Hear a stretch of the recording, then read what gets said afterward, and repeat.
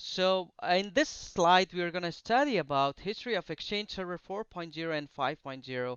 So let me tell you first that everything that you see in this world, they have gotten history like a country. There is like a history about a country. Or if you go to museum, you will see different objects in there, and all of those things they are really old and they have an history. So Exchange Server have gotten history too.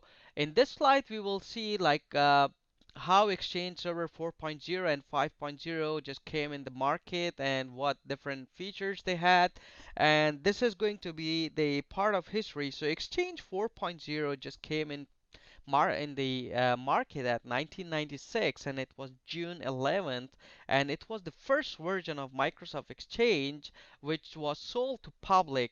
So before 1996, Exchange Server was used by Microsoft internally, and they were doing like a proof of concept. And when they saw that this Exchange is really useful to just do the transportation of emails from one place to another place, they just released it in the market. And by that time, like internet was developing, and Exchange Server was the first application who took the advantage of internet, like to use it in a right way to send and receive emails outside the organization.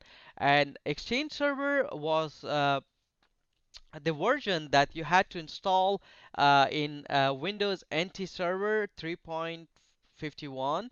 So that was the operating system used by Exchange 4.0 at that time. And the other mailing system, Microsoft Mail 3.0, was as earlier Microsoft mailing system at that time that was in use.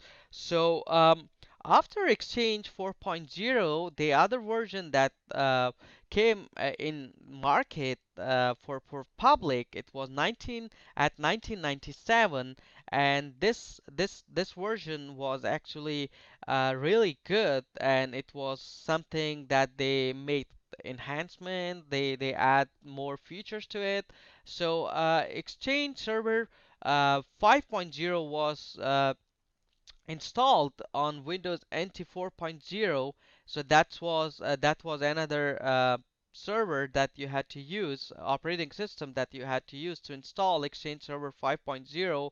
And one other good thing that it came up with was Microsoft Outlook 97. So 1997, Microsoft Outlook was used with Exchange Server. And what was good about that? The good thing about that was that it just combined the email, the calendaring, and the address book was all just tied up, where you were able to send an email. You were able to do just go to your calendar and then schedule meetings, like add what your to-do list for the day, and that was all tied up. It was like all together in Exchange 5.0. And the address book was also used in there, where in address book actually you're able to locate all users within your organization.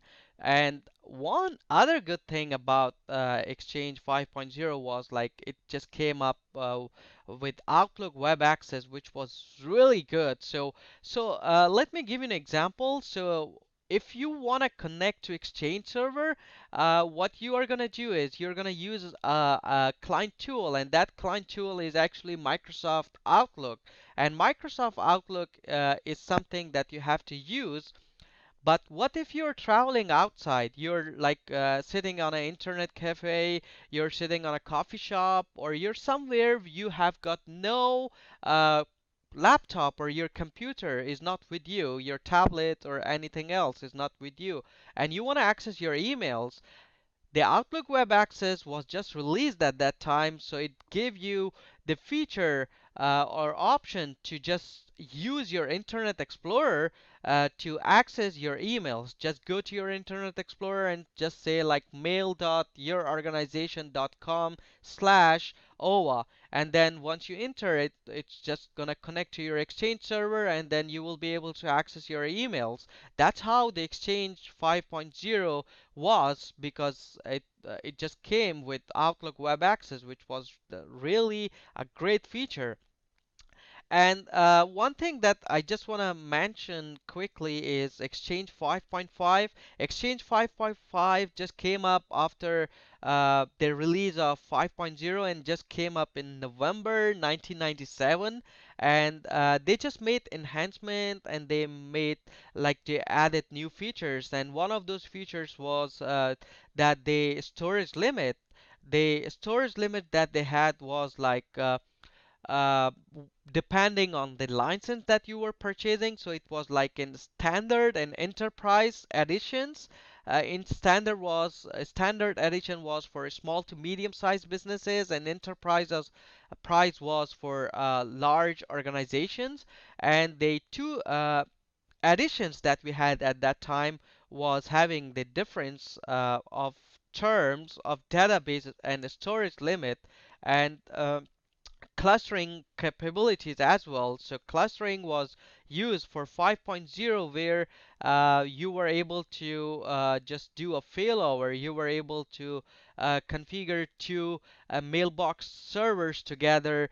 For example, if one of your Exchange server goes down, the other was still working, so no downtime for your clients. So that's the clustering feature that we have these days, and it just had at that time. So the storage limit for a standard version remained unchanged from the earlier version, and it was 16 gigabytes of database size. So your database was 16 GB, and then the enterprise was just boosted. It was like having the capability of supporting up to 16 terabyte of database size. You see, it is really a great change. So 16 gigabyte these days is nothing when you have you have got a database, and where on that database you have like 20, 30, 15, 16, yeah, or 100 user accounts created on that database. So 16 terabyte was really a great choice at that time. So this was the difference of 4.0 and 5.0, and little bit about the history. I hope you learned and enjoyed this video, and I'll see you on Exchange Server History next lesson. Thank you.